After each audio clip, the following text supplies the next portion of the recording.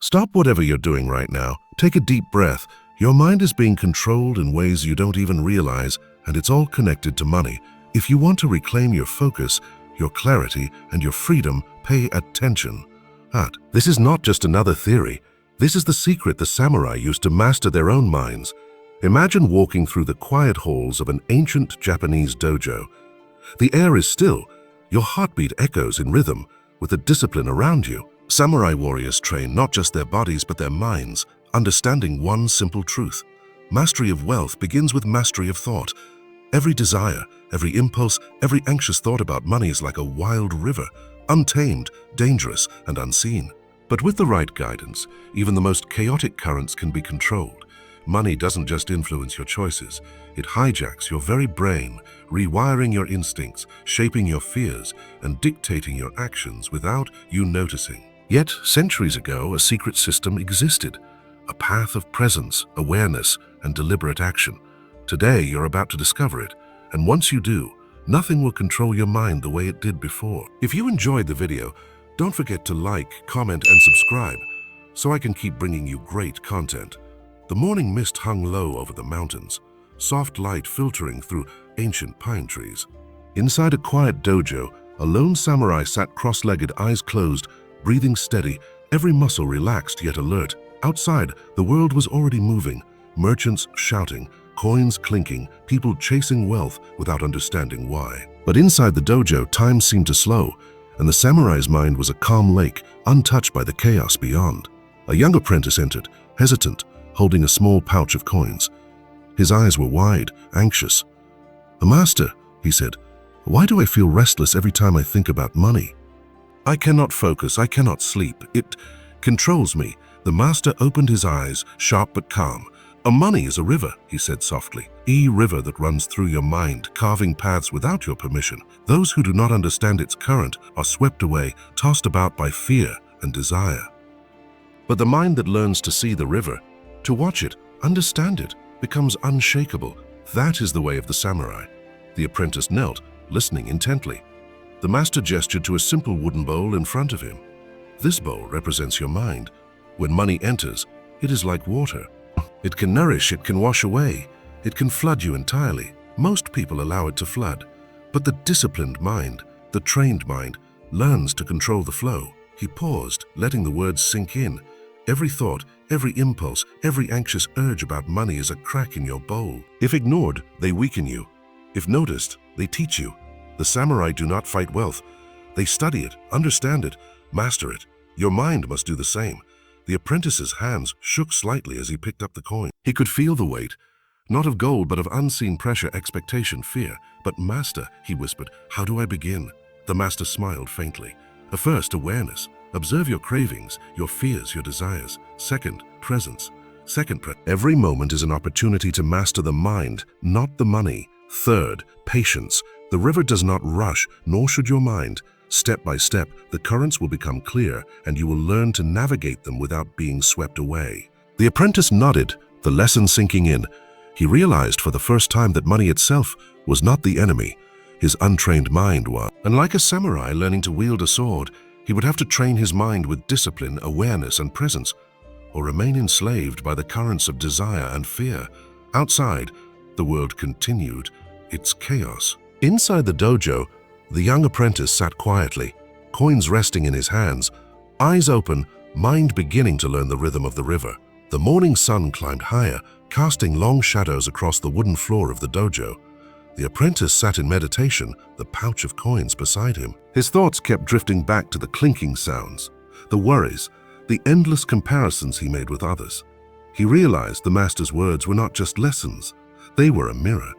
The mind that chased money without awareness was like a leaf in a storm, tossed in every direction, powerless. The master appeared silently, his footsteps light, almost blending with the tatami mats.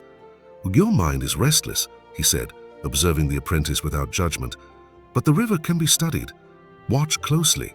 He took a single coin from the pouch and placed it on the wooden floor. "This coin," he said, "represents desire. See it, acknowledge it, but do not let it move you. Do not let it dictate your breath, your heartbeat, your thoughts. The apprentice's eyes followed the coin, his hand twitching as if he wanted to grab it. The master's calm presence filled the room, and slowly he understood. Money was not the enemy. His reaction to it was a discipline. The master continued, is not about resisting desire. It is about observing it. Like a samurai watching the movement of an opponent, you must notice the currents within your own mind. Every craving is a step in the dance of mastery. Every fear is a teacher. Ignore them, and you are weak. Understand them, and you are unstoppable. The apprentice closed his eyes, imagining the river the master had spoken of. The currents of fear, greed, and distraction flowed endlessly. But now, for the first time, he could see them. He could feel the patterns, the push and pull, the hidden strength behind the chaos. The master gestured to the dojo's courtyard. Outside, a single cherry blossom tree swayed in the breeze. Go there, he said. Sit beneath it. Let the wind, the petals, the quiet teach you what money cannot. Your mind must learn stillness before it can learn control. The apprentice rose, each step deliberate, mindful. As he sat beneath the tree, petals falling gently around him, he felt something shift. The clamor of the outside world, the rush for wealth, the constant anxiety. It all seemed distant. For the first time, he was present, watching, breathing, understanding. And in that presence, he realized mastery over money did not come from wealth itself, but from mastery over his own mind.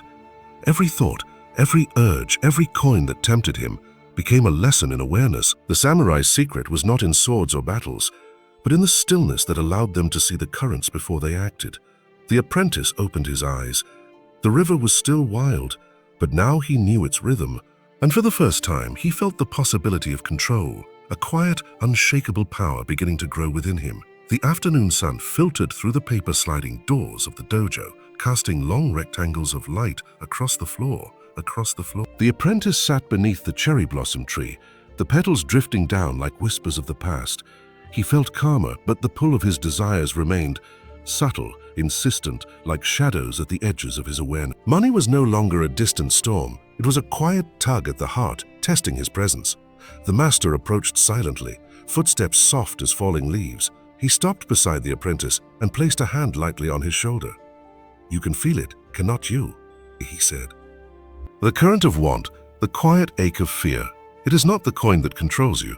It is your attention. Where you place it, there lies your power. The apprentice nodded, understanding dawning like sunlight breaking through mist. But master, how do I keep it from overwhelming me? The master gestured to a small stream nearby, water flowing steadily over smooth stones. Observe, he said, but the river does not resist the wind.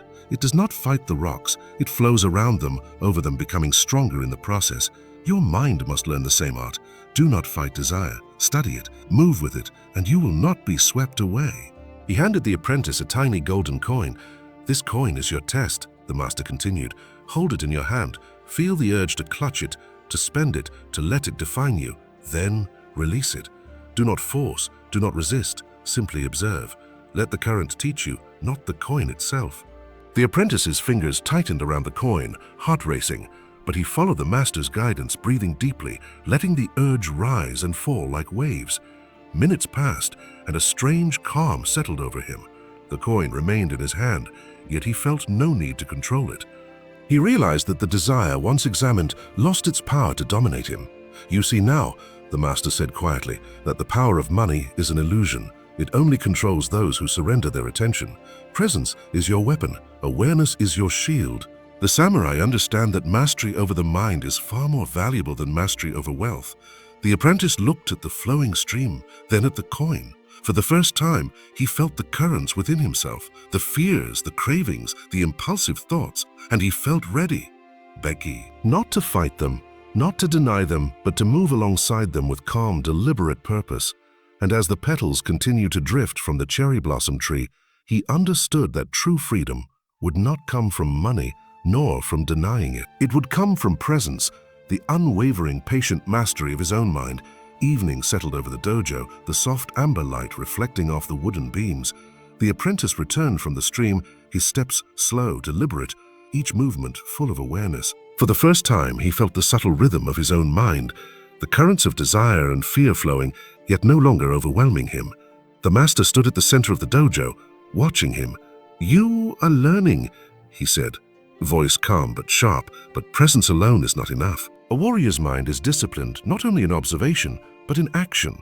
Awareness without movement is like a sword without a hand. He gestured toward a low table upon which sat three objects: a gold coin, a brush, and a simple wooden cup. Each represents a path, the master explained. A desire, skill, and control. You must understand all three to master your mind. The apprentice approached, eyes focused. How, master? He asked. First, the master said, pointing to the coin, observe your desires. Every time your attention is pulled, every craving that rises, let it pass like a cloud over the sun. See it, learn from it, but do not chase it. Second, he said, pointing to the brush, a practice skill.